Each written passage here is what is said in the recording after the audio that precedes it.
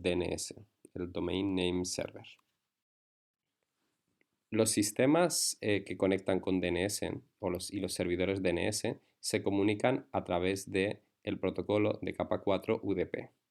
Si nosotros queremos realizar una traducción de un determinado dominio a una dirección IP, utilizaremos el protocolo DNS y en particular nos conectaremos a un servidor utilizando su puerto UDP número 53.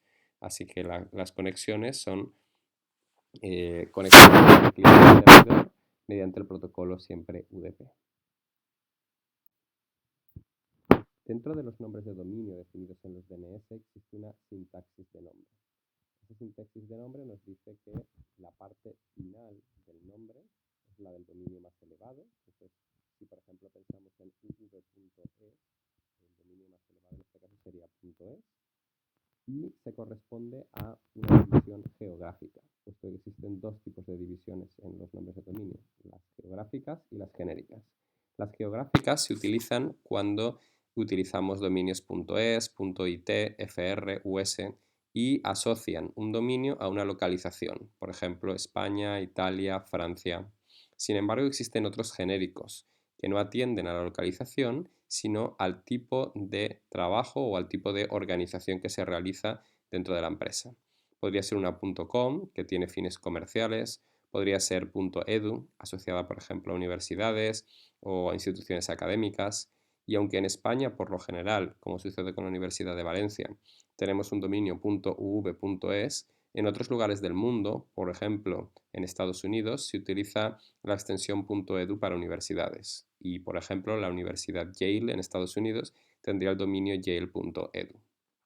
Tenemos otro tipo de nombres de dominio que aparecen en la figura, en la tabla, que serían las .gov para instituciones gubernamentales o .mil para militares, etc. ¿Vale? Tenemos diferentes ejemplos. Dentro de cada una de las organizaciones tiene que haber un nombre de dominio y una jerarquía. De nuevo, volviendo al ejemplo de la Universidad de Valencia, la Universidad de Valencia se encarga de mantener a nivel mundial el DNS de cualquier dispositivo que termine en .uv.es. Eso se llama una zona de autoridad. Todos los ordenadores de nuestro dominio están bajo nuestra zona de autoridad y por lo tanto somos los encargados de asignar todas las direcciones IP y los nombres correspondientes a la zona de autoridad, y cuando algún dispositivo quiere obtener información sobre la dirección IP de cualquier nombre terminado en .uv.es, tendrá que contactar con el DNS de la Universidad de Valencia y poder resolver esa cuestión. Por lo general, en una zona de autoridad es necesario tener al menos dos DNS. Así, por ejemplo, en la Universidad de Valencia tendríamos el 147.156.1.1 y el 1.3. Serían los dos DNS internos, aunque pueden existir más DNS. Nosotros, como Universidad de Valencia, dependemos de un dominio principal, que es el dominio es. Y para poder obtener un subdominio de es y así tener .uv.es, tenemos que conectarnos o contactar con SNIC, que es quien registra los dominios de segundo nivel, es decir, cualquier cosa terminada en .es, y registrar nuestro dominio y obviamente pagar por mantener ese servicio. Dentro de .uv.es puede haber muchos subdominios, ya que es una red muy grande. Por lo tanto, en muchas ocasiones se realiza lo que se llama la delegación de la autoridad. El DNS principal de la Universidad de Valencia delega a otros DNS internos la asignación de asociación entre dirección IP y nombre. Un ejemplo serían informática.uv.es. En este caso, tenemos un servidor DNS propio del Departamento de Informática que asigna nombres a todos los equipos del Departamento de Informática y sus direcciones IP, y de este modo el servidor principal, en lugar de ser quien resuelva directamente esta traducción, reenviaría cualquier tipo de petición de dispositivos terminados en informática.uv.es a un servidor DNS de nivel inferior. En el caso de los DNS, no tiene por qué haber una correspondencia entre una red o subred y un dominio.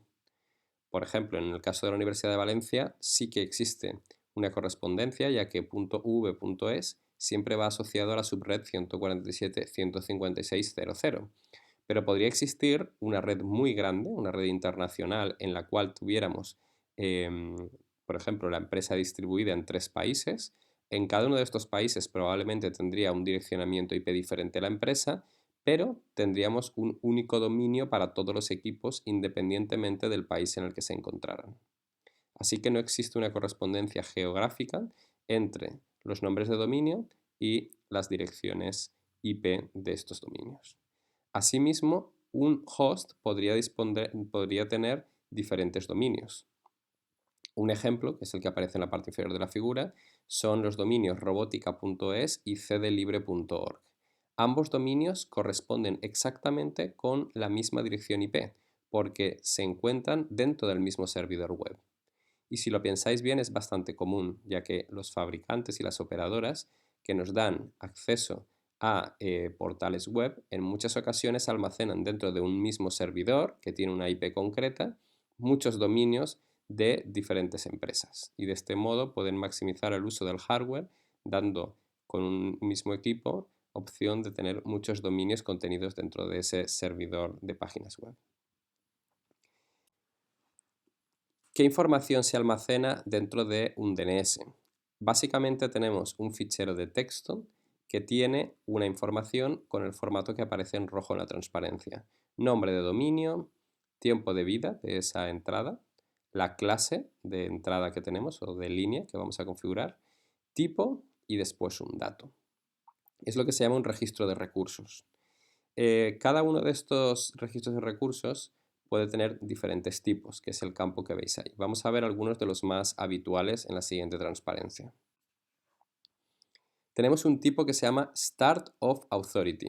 Básicamente es el DNS principal de un dominio concreto y el que se encarga de gestionar y de redistribuir todas las peticiones que pueden hacer los usuarios que se conectan a nuestro DNS.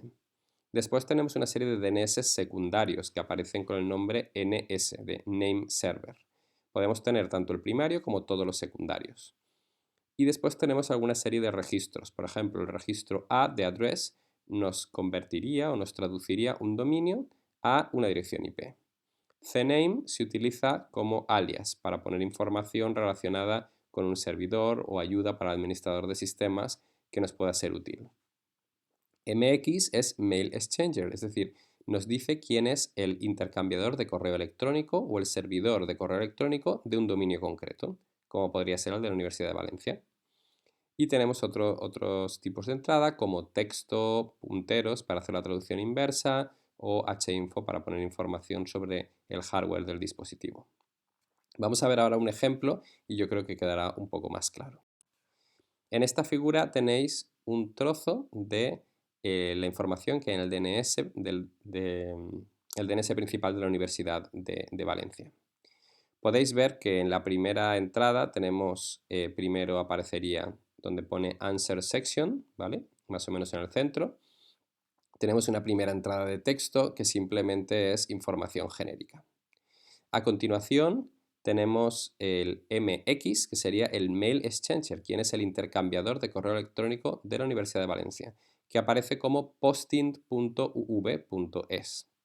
Ese sería el nombre del equipo que se encarga de manejar el correo en la Universidad de Valencia. A continuación tenemos el Start of Authority. En este caso es un servidor DNS que se llama gong.ci.v.es. Después tendríamos el nombre del administrador, que es root.gong.ci.vs, y cuánto tiempo, lo que aparece a la parte derecha son tiempos, cuánto tiempo queda para que caduque esta entrada, cada cuánto tiempo se actualiza, etc. Los siguientes entradas son todos de tipo NS. Son entradas a servidores de nombres primarios y secundarios, que se llaman Gong, Chico, Peque, Shackleton y Sun. Estos serían servidores de nombres y necesitaríamos, además de poner cuál es el servidor de nombres DNS, cuál es su dirección IP, que es lo que aparece en las siguientes entradas. En las siguientes entradas tenemos en la parte inferior el nombre del que estaba almacenado el DNS para el intercambiador de correo electrónico, que era posting.v.es, y una entrada tipo A que nos dice cuál es su dirección IP. Después podéis ver un listado de los DNS que aparecían en la parte superior y sus respectivas direcciones IP. Con ello podríamos averiguar cuál es la dirección IP de cualquiera de estas máquinas que son servidores DNS. Dentro de los servidores DNS tendremos que almacenar la información de cualquier máquina de la Universidad de Valencia que tenga nombre y su correspondiente dirección IP. Para implementar todo este sistema de nombres tenemos diferentes tipos de DNS que podemos dividir en 4 categorías: DNS primarios, secundarios, maestros y locales. Los primarios serían, por ejemplo, el servidor principal de la Universidad de Valencia, que es el que veíamos en la transparencia anterior como gong.ci.v.es. Es el servidor al que conecta cualquier persona que quiere averiguar la dirección IP de un equipo, como puede ser el servidor web de la Universidad de Valencia, el servidor de email o la IP de cualquier máquina concreta.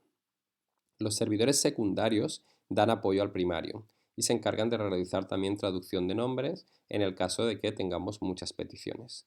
Además, se encargan de mantener una copia exacta del primario en cada uno de ellos. Para poder realizar las copias tenemos diferentes opciones. Podemos tener servidores maestros que copian la información de los primarios a los secundarios y la mantienen locales, o ser los propios secundarios los que hacen la copia de manera automática.